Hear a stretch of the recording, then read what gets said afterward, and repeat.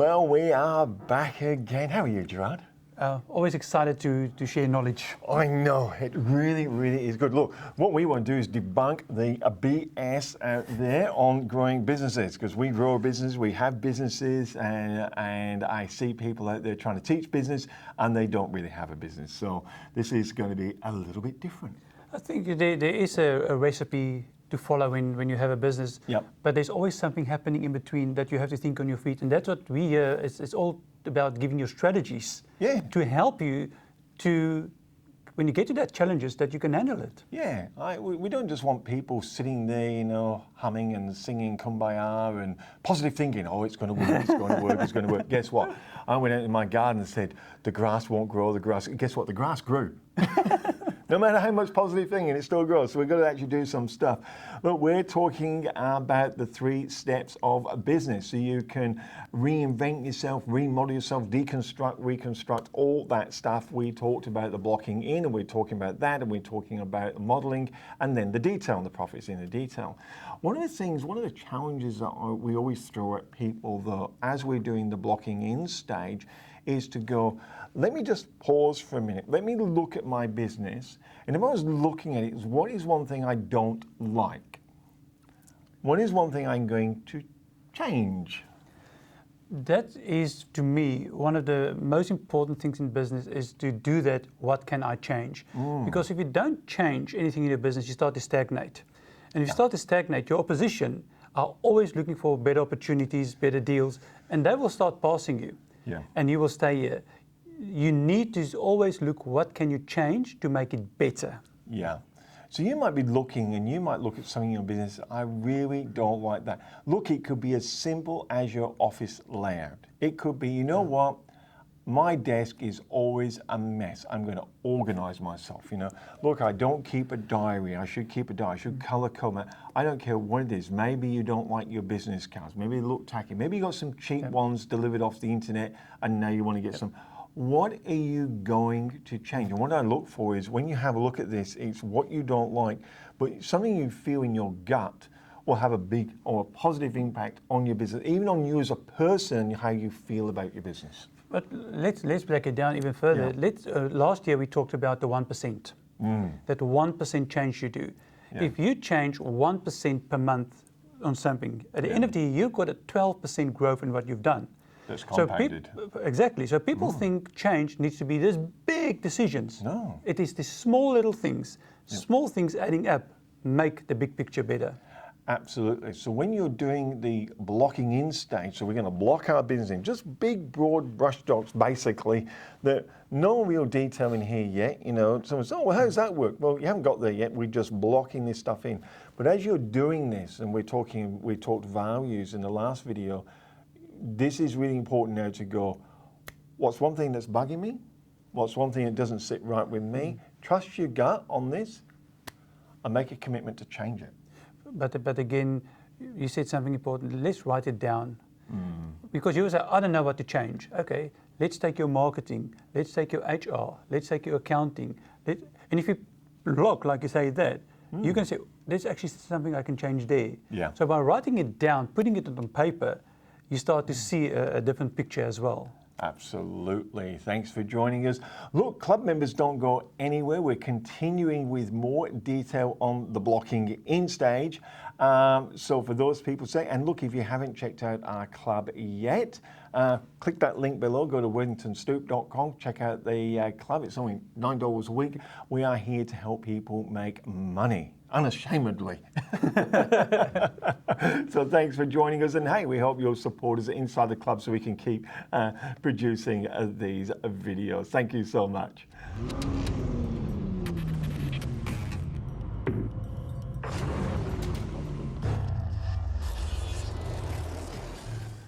Well, that got rid of the YouTubers.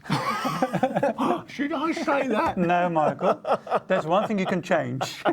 Think before you talk. Think before you talk. Hi, how are you going, club members? Look, we're talking blocking in, and we're talking our values. And how are we going to control behaviours in 3 zones? And we said the first one is how we're going to treat each other. Yeah. Now, someone would probably say, well, aren't customers first? I I think if you're not getting the basics in place, your customers aren't going to come to you anyway. And I think, getting something in place of how you're going to treat your staff and how staff should interact, which is what we talked about last time, I think that permeates across to customers anyway, in a sense. Well, we're just trying to break it into 3 distinct zones. Well, I have some experience in different fields that I'm working in, and the one that we work in, they got these values on the internet about, it's all about people and humanity, but when you're in the company and how the staff talk about the company, it's totally 2 different things. And that's a shame, because when they go out, you can actually see it. Yes. So it's when your values, what you say you do, but you don't do, your staff that goes out, they will betray the truth, what's going on in your business. Yeah, so you've got to get your values in a stage that, remember, we're controlling behaviour. I don't care what anyone else says about values, and they make up all this wishy-washy stuff, and it all sounds lovely, I mean, we all live in fairy land, with cotton candy, and everyone's lovely, and it's a marvellous, and we're all going to make a lot of rubbish. Some people actually go broke. That's the reality of business. Some people don't make money. There are nasty people out there. There are good people out there. You need people that are going to join you that go, this is how we act in. If you don't like it, don't join. And if you join and you try to conflict, guess what? You won't be the one kicking them out. The rest of the staff will be kicking them out. You don't fit. But again, if all the staff is on the same page and they believe in the values, people will see it out there. But if a client comes in that you see our values, is not the same, it's okay to say to that client or a customer, actually, you know what, we're not going to do business with you. Yeah. So, and the thing is, comes down to suppliers. So I want to start with suppliers first rather than customers. And this is one thing I've always believed. If I don't have good suppliers who can supply me, I can't supply the customer. Exactly. If I don't have good suppliers who supply me, I don't have a job for me or anybody else. We don't exist. So we all kind of need suppliers. So I came up with, for me, is how do I reflect the behaviour to reflect that we believe suppliers are important. So we said we're going to treat suppliers like they are our customers. Now, it's what Gerard said before. Some customers you don't want. Some suppliers you don't want. Exactly. Sack them. Get rid of them. Instant. Not a problem whatsoever. I want to deal with good suppliers. So when I say I treat suppliers like a customer, I don't mean that they can get away with everything, because I don't let customers get away with it either. There's customers that cost you a lot of money and you don't make any of, and they're just a pain in the neck. Chop them, get rid of them, say thank you very much, but guess what? The direction our company is going, unfortunately, we can't provide the service. I can recommend a couple of other people you can go and bug. But I talk from experience here in the hearing aid industry. I imported the hearing aids, and then I supplied the government and audiologists. And the audiologist, when they can't supply the hearing aid to the patient blamed the audiologist, not me, the supplier. No. So they felt that if I don't supply, I give them a bad name. Yeah. And I've treated them like a customer, and they treated me like a customer. So we had it, if they have an issue, they call me and I fix it. Yes.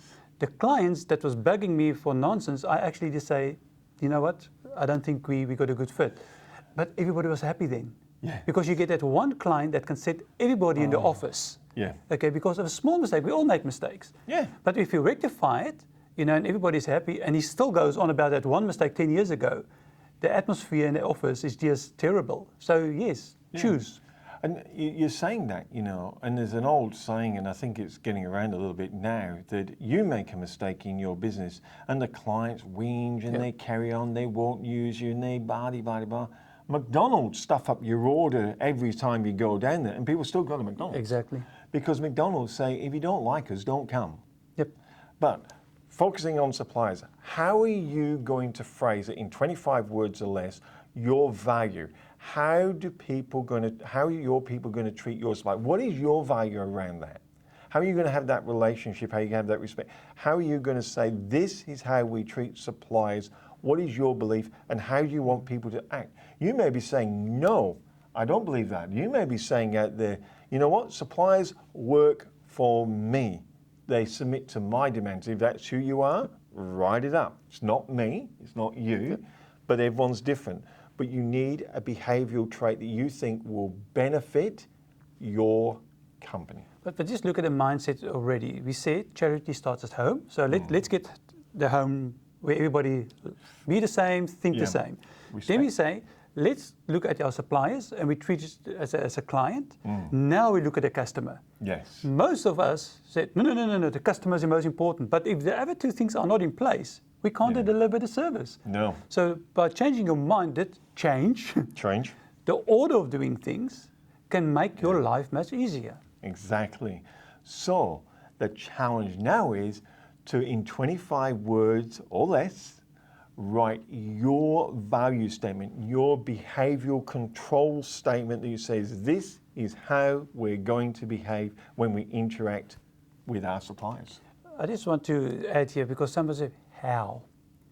So go and look in the same industry or different industries that you like and look at their value statements and see if you align with them. Okay. And some of those words might just trigger something or resonate, and then you use it.